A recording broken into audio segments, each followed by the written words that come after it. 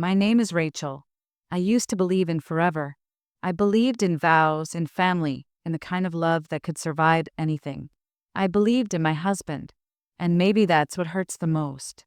If you'd told me 5 years ago that I'd be sitting here telling strangers how my husband left me for my younger sister, I would have laughed. Not because it's impossible, but because my family wasn't like that. We were better. Or at least, I thought we were. I married Nathan 7 years ago. We met at a university event in Chicago. He was charming, steady, warm. The kind of man who remembered how you took your coffee, who kissed you on the forehead before leaving for work, who never raised his voice unless he was talking about his beloved cubs. We were happy, at least. That's the story I told myself. And then there was Emily, my baby sister, for years younger, with a heart too soft for the world and eyes that always looked like they were seeing magic. I practically raised her when our mom went through her divorce. I was her safe place. We weren't just sisters, we were best friends. She used to come over every weekend, lounging on her couch in oversized hoodies and stealing my snacks. Nathan would roll his eyes but never complained. He said she was family, so I trusted them both. God, I was such a fool. Looking back, the signs were there. They always are, we just choose not to see them. There was a weekend last summer. Emily had come over for a barbecue. Nathan made his famous ribs, and we all sat outside drinking wine under string lights. She laughed at his jokes a little too hard. He brought her an extra napkin without her asking. I remember thinking, he never does that for me. But I shrugged it off. Why would I question it? That's my husband. That's my sister. Then came the texts, little things. Nathan's phone lighting up with a can't wait smiling face with smiling eyes from someone saved as E. I asked who it was. He said, just Eric from the office. I believed him, because when you're in love, lies come wrapped in voices you trust. Nathan started working late more often. At first, it made sense. His company was going through restructuring, but then it became a pattern. I'd wake up at 2 a.m. to an empty bed and a cold pillow. He'd say he was working in the study, but the study would be dark. I started to feel like a ghost in my own house. And every time I tried to bring it up, he'd say I was overthinking. You're stressed, babe. Maybe talk to someone. That was the worst part. He made me feel like I was going crazy. Like my intuition was a weakness instead of a warning. Emily changed too. Slowly at first. She used to call me every other day, sending me funny memes or just ranting about her dating life. But then she got distant. She stopped coming by, said she was busy with work. Didn't show up to our mom's birthday brunch. Didn't answer when I called late one night, just needing to talk. I told myself she was growing up, finding her own life. That's what younger sisters do, right? But it felt like losing her, like a slow fade to static. One night, Nathan left his laptop open on the dining table. He was upstairs showering and I was cleaning up. I wasn't snooping. I swear I wasn't. But when I went to close it, a message popped up. Facebook Messenger. From Emily Redhart. I froze. My hands moved before my brain did. I clicked. I read. It wasn't even a conversation. It was a thread of inside jokes, flirty emojis, secret meetup times. A picture she sent in my hoodie with the caption, "Still smells like you. Bet you love that smirking face." I don't remember how long I stood there. Time stopped, shattered, and rewound all at once. I went cold. Every part of my body turned numb. When Nathan came downstairs in his towel, humming like nothing was wrong, I couldn't even speak. I stared at him, this man I thought I knew. This man I shared vows and a mortgage with. I finally whispered, "How long?" He stopped mid-step. "What?" I looked him dead in the eye. "How long have you been sleeping with my sister?" His face turned white, then red, then pale again. He didn't deny it, didn't shout, didn't even look surprised. He just sat down, like the weight of the lie had been waiting to fall. The collapse of everything I knew. That night was a blur. He admitted it had been a few months. Said it just happened. That he never meant for it to go that far. said they connected in ways we didn't anymore. I threw up in the sink. My hand shook so badly I dropped a glass.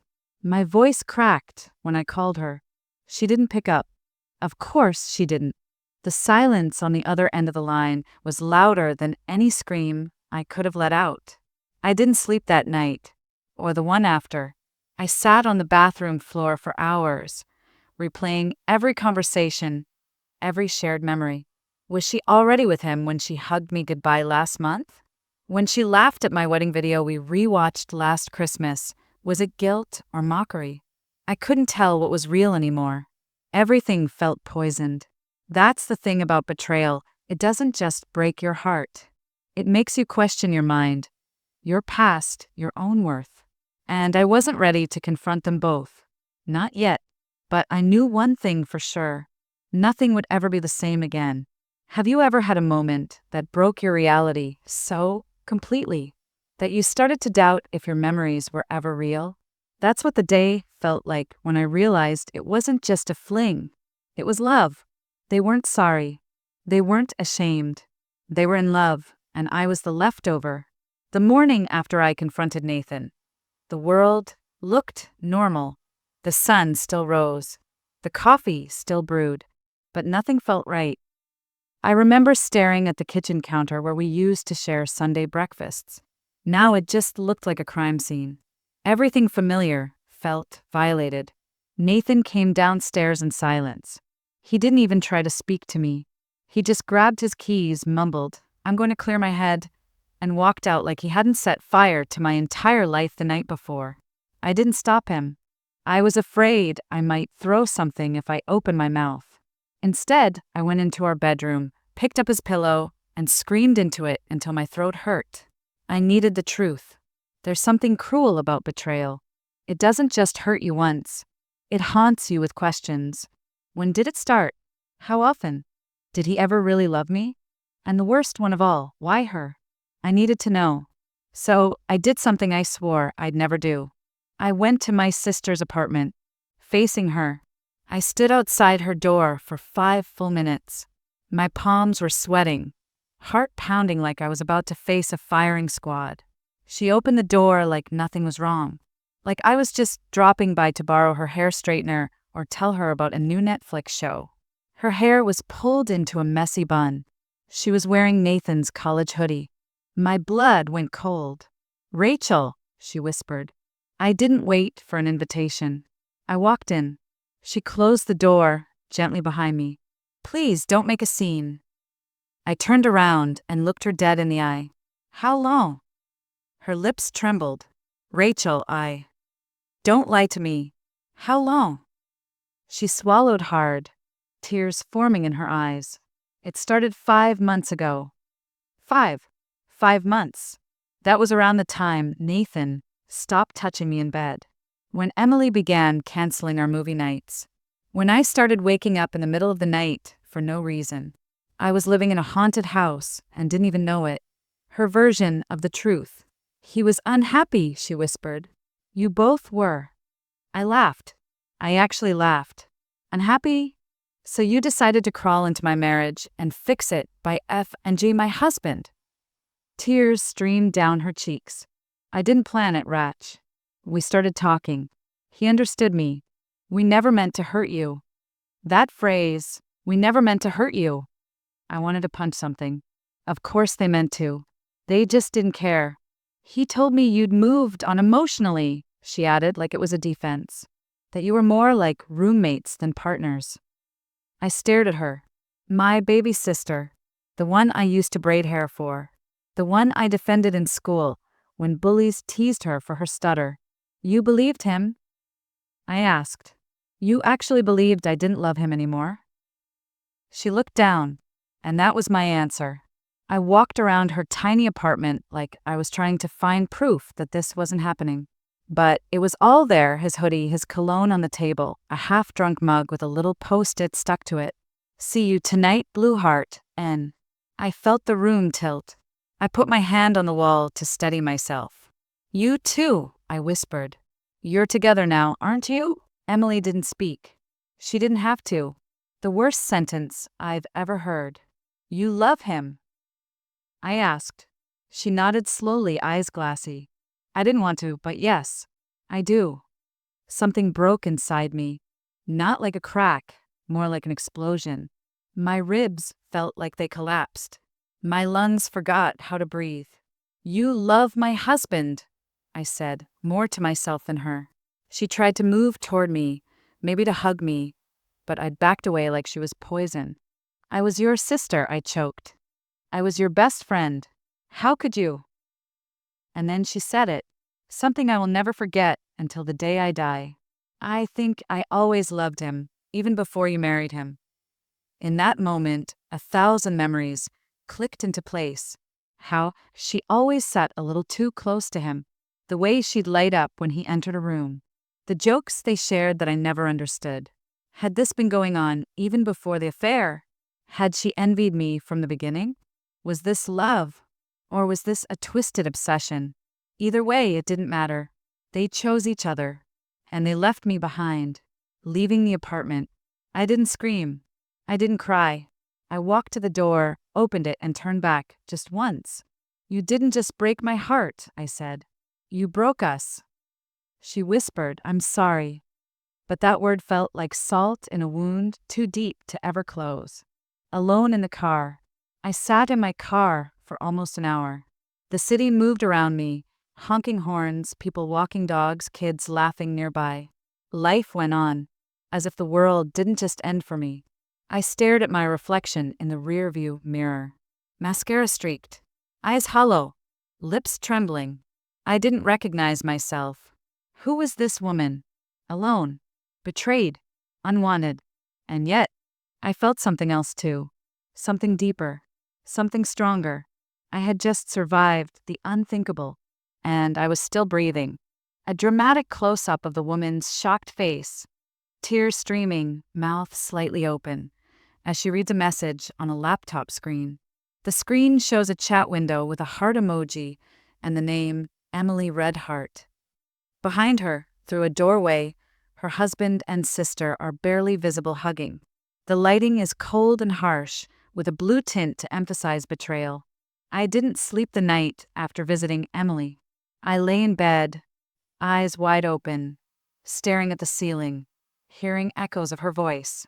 I think I always loved him, even before you married him. Those words felt like they lived under my skin now, like I could never wash them off. By 6 a.m., I was out of bed, showered, dressed, and ready. Not emotionally, not mentally, but I knew I had to face them both. Together. I didn't want another lie, another half-truth.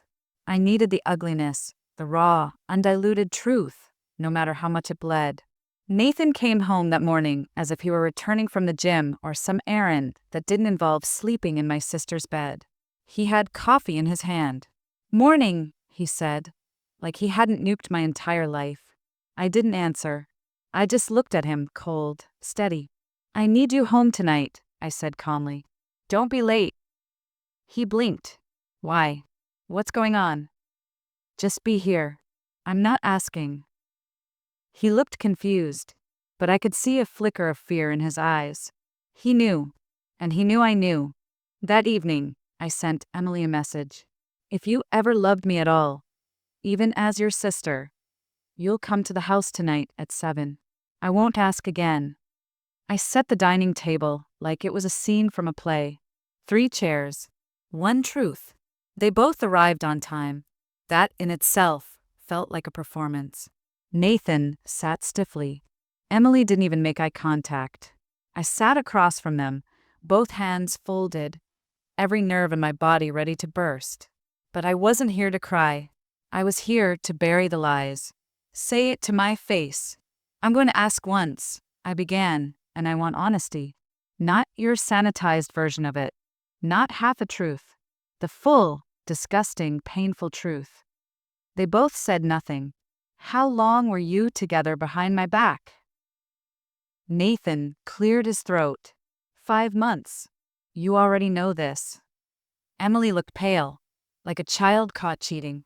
No, I want the real answer, I said. Not the one you rehearsed. Nathan shifted. 6 months. Maybe 7, Emily whispered. It was emotional before it was physical. I turned to her. So what? You had sex with my husband out of emotional depth. She flinched. It's not like that. Then explain it to me, Emily. Explain how my husband went from my bed to yours, and neither of you thought to stop it. No shame. Just justification. Nathan shrugged. We weren't happy, Rachel. You and I were going through the motions. You stopped trying. My hands clenched into fists under the table. I stopped trying? Nathan, I begged you to talk to me. I planned weekends. I asked what was wrong. And every time you said nothing. I didn't want to hurt you. Too late, I snapped. You did. You both did. Emily finally spoke. We didn't mean for it to happen. That excuse doesn't work anymore, I said coldly. You had choices. You could have stopped. You could have talked to me. But you chose to sleep with him. She was crying now. I never wanted to steal your life, Ratch. But you did, I said, voice trembling. And you didn't even ask if I was okay. What hurts the most? I turned to Nathan. Did you ever love me? He hesitated. That pause was a gunshot to the chest. I did, he said finally, but it changed. So you fell out of love and just fell into bed with my sister? He looked down, couldn't even face me. You're both cowards, I said softly. I trusted you more than anyone, and you treated me like I was disposable. They were both silent, not ashamed, not fighting for forgiveness, just silent, and that hurt more than the affair. I set them free, but not with kindness. I'm done, I said, standing up. Nathan stood too. What do you mean, done? I mean you can have each other, I said. Rot together for all I care. I'll be calling a lawyer tomorrow. Emily gasped. Rachel, please. No, don't. You made your choice. I looked at her, really looked, and realized she wasn't stronger than me. She was weaker. She needed someone else's man to feel whole. And Nathan, he was never strong to begin with. As I turned to leave the room, I said one last thing. You didn't break me. You broke yourselves. I just happened to be in the blast zone. And then I walked out, not dramatically, not sobbing, just done. Aftermath. I slept alone that night, but it wasn't the same kind of loneliness. It wasn't emptiness. It was space. Space for healing. Space for truth. Space for me. I knew the pain wasn't over. But the worst of it, the lie I lived in, was burned to the ground. And in the ashes, I could finally start to rebuild. The days after I ended it felt like I was living in a glass box. Everything outside moved forward. People went to work, laughed in cafes, kids played in parks. But I was frozen, stuck between the person I was before and whoever I was supposed to be now. When you lose your husband and your sister in the same week, who do you even cry to? Nathan left the next day, took a few bags, and said he'd figure things out. He didn't ask if I was okay, didn't apologize, just left. And suddenly the house we built together, our home, became this cold, echoing monument of everything that used to be. His toothbrush was gone. His drawer was empty, but his scent lingered in the closet, and her laughter lingered in my memory. Every corner whispered, "You were not enough." I told my mom everything 2 days later. She cried, not just for me, but for what we'd all lost. I don't understand, she said, voice trembling. Emily was always so sweet. That's the part that hurt the most. Everyone thought Emily was the sweet one, and now they didn't know what to do with her betrayal. My mom tried to stay neutral at first, said things like, "I can't choose between my daughters." But she had to, because I made it clear I would never be in the same room as Emily again. Not for birthdays, not for holidays, not even for funerals. Betrayal doesn't just strip you of love, it robs you of community. Some of our mutual friends didn't know how to handle it. One friend, Hannah, texted, "I don't want to take sides, but I think Emily's hurting too." I blocked her. Another friend invited both me and Nathan to a barbecue like nothing happened. I didn't go, and neither did they. Eventually, the invite stopped, and I stopped expecting them. There were nights when I couldn't sleep without crying, nights when I clutched a pillow just to feel like someone was holding me, nights when I replayed our wedding video and wondered if any of it was ever real. I stopped eating much, stopped answering calls. Grief isn't always loud. Sometimes it's just lying on the floor in the middle of the afternoon. Too tired to move, too broken to care. It happened on a Thursday. I was still in my robe at 2 p.m., scrolling through nothing on my phone when I found an old voice message from Emily. It was from last year. Ratch, you're the strongest person I know. If I could be half the woman you are, I'd be proud of myself. I broke. I wept so hard I thought my ribs might shatter. Because how do you go from that to stealing your sister's husband? But in that pain, something shifted. It wasn't anger. It wasn't sadness. It was resolve. One small step. The next day, I got out of bed and took a shower. That was all. Just a shower. But it felt like climbing a mountain.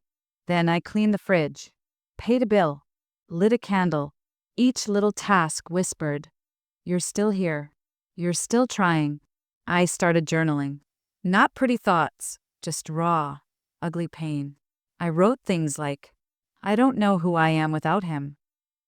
She was my favorite person, and now I hate her. I want to feel okay again someday." I booked a therapy session. I didn't want to talk about it with anyone I knew.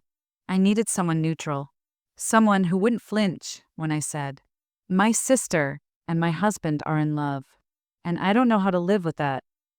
My therapist, Monica, didn't react. She nodded and said, "Let's start with how you're breathing." That's when I realized I wasn't breathing properly. I had been holding my breath since the day I found out. One afternoon, I walked into the bedroom and opened his side of the closet. His clothes were still hanging there like ghosts. I packed every shirt, every tie, every sock into black trash bags and dumped them outside. Then I changed the sheets. That night, I slept on my side of the bed like it belonged to me again. Because it did. My sister tried to reach out. She texted me a few weeks later. Just one message. "I know you hate me. I don't blame you. But I miss you every single day." I stared at it for 10 minutes. Then I deleted it. Because missing me doesn't undo what she did to me. And I wasn't ready to forgive. Not yet. Maybe not ever. A tiny bloom of hope. I started going on walks. I stopped wearing my wedding ring. I bought a plant and named it Grace. It was ridiculous, but it made me smile. Then I picked up my old camera and started taking photos again. Something I hadn't done in years. I captured sunsets, cracks in the sidewalk, reflections in puddles, things I never noticed when I was too busy being a wife or a sister. Now I was just me. And for the first time, that didn't feel like a punishment. It felt like a beginning. Forgiveness isn't about letting someone back into your life. It's about letting the pain they caused out of your life. I used to think forgiveness meant weakness. That if I forgave my husband and my sister, it meant they won. That I was okay with what they did. But I've learned something far more powerful. Forgiveness isn't about them. It's about me. The heaviness I carried. Every morning, I woke up with a pit in my stomach. Even on days I thought I was doing better, a single memory, a laugh, a smell, a photo could send me spiraling back into heartbreak. I kept asking myself, why do I still feel so angry, so broken? I've cut them out. I've moved on, haven't I? But the truth was, I hadn't moved on. I had escaped, but I hadn't healed. There's a difference. The therapy session that changed everything. One day, during a quiet moment in therapy, Monica asked me, "What would forgiveness look like for you? Not for them, just for you." I stared at her, confused. Why would I forgive them? She smiled gently. "I didn't say you should." I asked, "What would it look like if you did?" I didn't know how to answer, because I never thought about it like that. I always imagined forgiveness meant sending a message, accepting an apology, letting them back in. But what if it meant something else? I realized that every day I spent thinking about them, about why they did what they did, how they could do it, was another day they still controlled my emotions. I was allowing people who destroyed me to still rent space in my heart. I didn't want that. So I started writing unsent letters. To Nathan, to Emily, even to myself. I wrote everything I felt, every curse word, every question, every sob, and then I burned them in the fireplace. It didn't fix everything, but it was a start. Forgiveness started showing up in small choices. I stopped checking their social media. I unfollowed mutual friends who tiptoed between us. I learned how to say no without guilt. One afternoon, I saw Emily's number flash on my screen. I didn't answer. I didn't rage. I didn't cry. I just let it ring, because not answering was also a form of healing. A month later, I got a letter in the mail. Real paper. No return address. But I recognized the handwriting immediately. It was Emily. Rachel.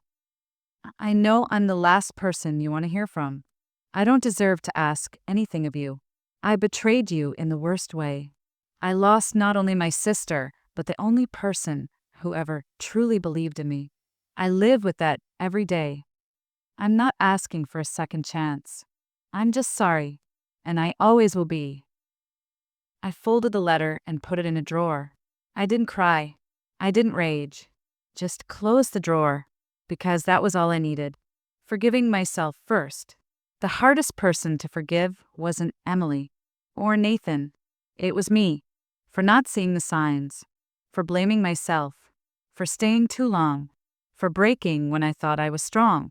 But I had to stop punishing myself for loving them, for trusting them, because love is not a weakness. Their betrayal was not a reflection of my worth, a quiet kind of peace. One morning, I woke up and realized I hadn't thought about them in days. Not because I forced myself to forget, but because they no longer lived in my heart. That's what forgiveness felt like. Not a grand moment, no tearful reunion, no closure speech, just silence. Peaceful, healing silence. Running into them. It happened on a rainy Tuesday. I was at the grocery store, hair tied up, hoodie on, pushing a cart through the frozen foods aisle. And there they were, Nathan and Emily. Together. They froze when they saw me. He looked guilty. She looked like she'd seen a ghost. And me? I smiled. Not out of kindness, but out of power. I nodded once and walked right past them. My heart didn't pound. My hands didn't shake. That's when I knew I had truly forgiven them, because I no longer needed anything from them at all. Forgiveness doesn't mean reconciliation. Let me be clear. I didn't forgive them so we could go back to normal. There's no going back. I forgave them because carrying the weight of their betrayal was poisoning my spirit. Forgiveness didn't let them off the hook. It just let me off the hook of reliving the pain every single day. I chose peace. For me. Only me. I started dancing again. Alone in my kitchen, in socks, holding a spatula like a microphone. I took myself on solo coffee dates. Bought new bed sheets. Painted my room a fresh color. I stopped waiting for someone to choose me, because I chose myself, and that has made all the difference. Some stories don't end with justice. There's no courtroom, no public apology, no dramatic apology, video uploaded for the world to see. Some stories end quietly, with a woman standing alone, stronger, wiser, and finally free. This is how mine ends. Not with my husband, not with my sister, but with me. I spent so long defining myself by roles. Wife, sister, daughter, caretaker. But betrayal strips you raw. It tears away your identity and forces you to ask, who am I when everything I loved is gone? For a while I didn't know. But slowly, piece by piece, I started building a new version of myself. Not a version made for someone else. Just for me. I stopped waking up and checking my phone for messages that never came. I stopped replaying old conversations in my head like I could rewrite them. Instead, I bought a journal. Each morning, I wrote one thing I was proud of. At first, it was simple. I made it out of bed. I made dinner for myself. I didn't cry today. But eventually, the entries got stronger. I stood up for myself. I laughed and meant it. I said no without apologizing. After months of silence, I signed up for a self-defense class. It wasn't because I was scared. It was because I wanted to feel powerful again. Every punch I threw was a word I never got to say. Every kick was for every lie I swallowed. It wasn't about revenge. It was about returning to myself. I also started sharing my story anonymously online. And something incredible happened. Other women wrote back. I went through the same thing. Thank you for saying what I couldn't. You made me feel less alone. I wasn't just healing, I was helping. And in helping others, I began to feel whole again. My family will never be the same. I haven't spoken to Emily since the letter, and I may never speak to her again. That doesn't mean I hate her. It means I choose peace over chaos. My mother still struggles to understand. Sometimes she brings up reconciliation, forgiveness, holidays. I set a firm boundary.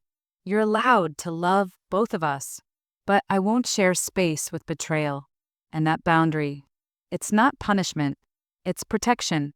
Nathan tried to reach out a few times. He wanted to talk, to explain, to see if I was okay. I never responded, because I don't need closure from him. I became my own closure. Sometimes, the only explanation you need is this. People will show you who they are. Believe them the first time. It wasn't one big moment. It wasn't signing the divorce papers or deleting photos or packing up the house. It was the day I looked in the mirror, smiled at the woman I saw, and said, "You're not broken. You're becoming." That's power. I moved to a new place. Nothing fancy. Just a cozy little apartment where every corner is mine. No shared closet.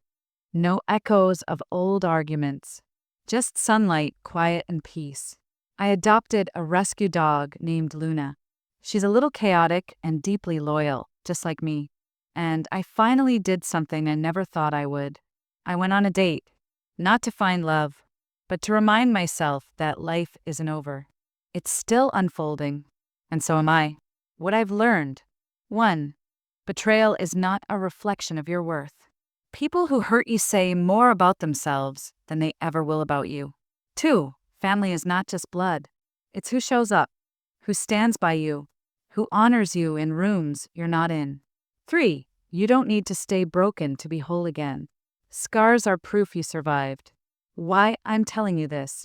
Because I know there's someone listening who thinks they won't survive this kind of pain, who thinks their world just ended. Let me be living proof. You will rise, you will rebuild, and one day, you'll look back and thank yourself for not giving up. My sister took my husband, but I took my life back, and in the end, I won.